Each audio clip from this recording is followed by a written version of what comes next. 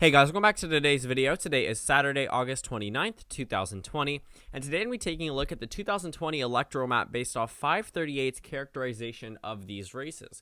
So, real quick, before I get into this, I wanted to make sure that you guys are completely okay with me using the dark theme from now on, pretty much throughout all of my videos. I do already, but again, just for confirmation, I'll be reading a lot of the comments to see what you guys think looks best. I'll quickly run through them all, that way you can get a general idea, but for this, I will be using dark. As for the charts, I know I have the bottom bar right here, but I'm trying to move over into using a donut almost all the time just because it looks better. But if you guys would like me to return to the horizontal bar, which is what I used throughout all of 2019, I will do so, just asking you guys. So this video is going to be using the ratings that FiveThirtyEight hasn't necessarily given. I use my own characterizations. It's in the description. It's always there. It's under the quick Q&A description box. But pretty much anything between 5 to 15% I consider to be likely. Anything above 15% is considered safe. And anything between 1 to 5% is considered lean. And then between 0.1% and 1%, it would be considered tilt. Actually, anything between 0.0001%. Maybe not under that. But pretty much that would be considered tilt. Same thing goes for the GOP. I just used blue as an example because it's closer to me.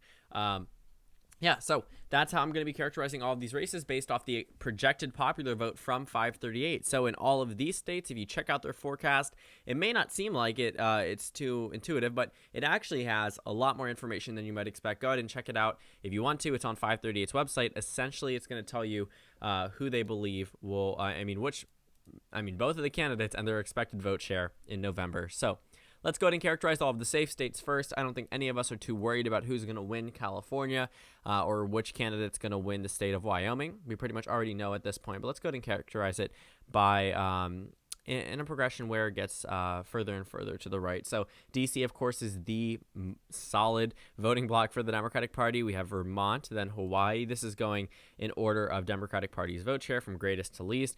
Massachusetts, California, Maryland, New York, Washington, Rhode Island, Delaware. There's Joe Biden's home state, which was actually likely in 2016, but you can expect the person who served as a senator from this state is going to win by a larger margin than previous Democrats. Illinois, Maine's first congressional district, Connecticut, and New Jersey. So a notable exception from this list is the state of Oregon, but when you look at the margin, it's only slightly under 15%.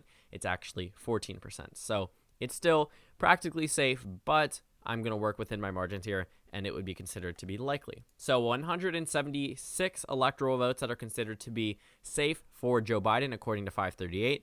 There is a number of electoral votes for Donald Trump that's considered to be safe. So Nebraska's 3rd district is the most conservative district or state in the country. Then the most conservative state in the country is Wyoming. Nebraska's 3rd district is actually a 75 to 25 margin, which is coincidentally what Mitt Romney's margin of victory was, 15-point margin of victory, 50-point margin of victory in Utah in 2012. But that narrowed down.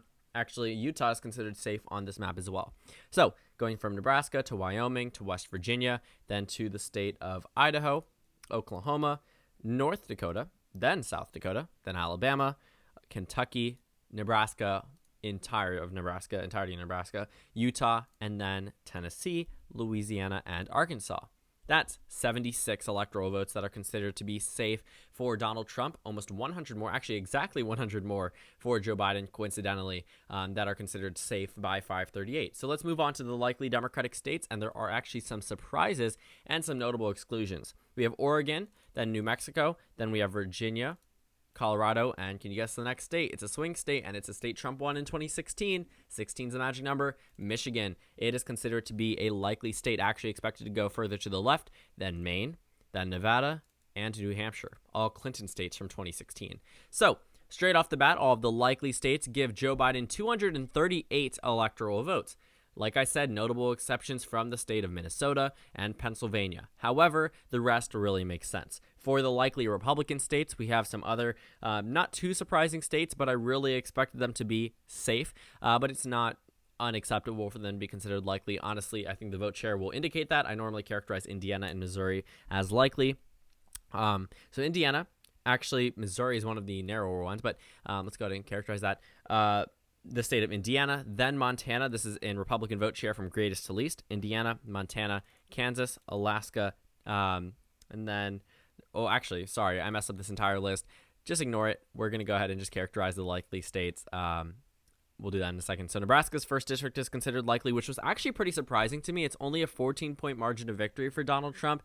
Usually it's solid for the GOP, but for whatever reason, these Nebraska's 1st and Nebraska's 2nd are dramatically different than the 3rd, despite the entire state being Republican. I mean, all 3 of these states have a Cook PVI that favors the Republican Party, but I honestly expected Nebraska 2nd to be the only one that's remotely competitive, but this one is not considered safe. Mississippi is considered to be likely as well. Missouri, like I said, and then South Carolina, and then Texas. So South Carolina and Texas are the 2 closest out of all of them. So the order actually goes Indiana, Nebraska's 1st, Montana, Mississippi, Kansas, Missouri, Alaska, South Carolina, Texas. So the 3 closest states out of the likely column are Alaska, Texas, and South Carolina, which is very insane. All of these were considered likely in 2016, though. South Carolina and Alaska were 14-point margins of victory. Texas was 9. And Texas is only barely likely. It's 5.7%. So in a sense, it should be considered lean, but it's likely by 538 standard. Now, for the lean Democratic states, this is where, Joe Biden's numbers absolutely do well. I mean, he's leading in a number of these swing states, and we're going to characterize them now. So Joe Biden leads, according to a 538 in Minnesota by a lean margin, which actually is a little surprising to me. Pennsylvania joining that little surprise column as well, but still for Joe Biden in Wisconsin as well. Florida, which also may shock some people, Nebraska's 2nd congressional district, and can you guess the last one out of these swing states? Arizona. This is considered to be lean. So that was in the Democratic Party's vote share of greatest to least. Minnesota is expected to go to the Democrats by the largest margin and Arizona by the smallest. That means the remaining 56 electoral votes, yes, will go to Donald Trump. Let's talk about those margins as well. So we have Iowa, which is the state that is expected to go to Donald Trump by the largest out of all of them. So that's lean for the GOP. Georgia is the next state. That is the, one moving over. Then we have Maine's 2nd district, and then we have Ohio. And then the tilt Republican state is the state of North Carolina. So I will say that North Carolina is the only one that disagrees with my most recent projection, but we will see how the electoral map has changed in a couple of days. I'm honestly not too shocked by this map. We're seeing a number of states end up being likely where they normally would have been lean just because of Donald Trump's weakening grip on the Republican Party. We're seeing a number of notable Republicans come out in opposition to President Trump in his re-election bid. Any Republican that says they're not voting for Trump is helping Joe Biden and hurting Donald Trump. When Mitt Romney says, I'm not voting for Trump, that hurts him in Utah. When you see Evan McMullin endorsing Joe Biden, that hurts Donald Trump. When you see Carly Fiorina endorsing Joe Biden, that hurts Donald Trump. When you see John Kasich, Susan Molinari, so many people on the Republican side, and some very notable names that are hurting Donald Trump's reelection chances. Trump attacking Goodyear on top of Kasich endorsing Trump is making Ohio way more competitive than the rest. Out of all of the lean Republican states, Ohio is the closest. That is a state Donald Trump won by nearly 9% in 2016. So for Iowa and Ohio and Maine's 2nd district and Georgia, all likely states from 2016 now considered lean, shows that we're starting to see a shift of all the likely states from 2016 move down a couple percentage points. A number of safe states move down a couple percentage points, which is why we see Kansas of all states and Missouri and, Indiana and Mississippi and Montana, all states Trump won by nearly 20% or higher in these states. They are all considered to be likely at this point. We see Alaska and South Carolina retain as likely states, but in terms of the margin, closer than before. Texas is closer than before by around 4%. If that trend continues, we've been seeing a very dramatic shift in the Democratic Party's vote share from 2012 to 2016, now to 2020. Texas is considered likely as well. If we see increased black turnout, I see why South Carolina and Mississippi and Georgia and North Carolina are only narrowly Republican states. One of them was safe, 2 of them were likely in 2016, and 1 was lean. Now 1 is tilt, 1 is lean, and 2 are likely. So out of the 4 states, none of them are considered safe at this point. So this map makes sense.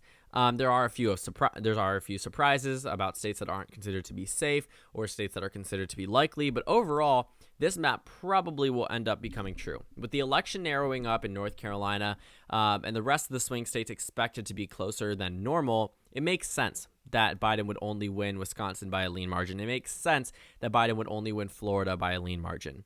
I think it's a dream for Democrats for them to carry and sweep a number of these states of North Carolina on top of Georgia, on top of Texas, and win Florida by a likely margin. And while polls may indicate that Biden is leading in Florida by a likely margin, I don't think that it's going to happen. I don't think he'll win by a likely margin. Florida has shown us time and time again that it votes to the right of what the polls are indicating.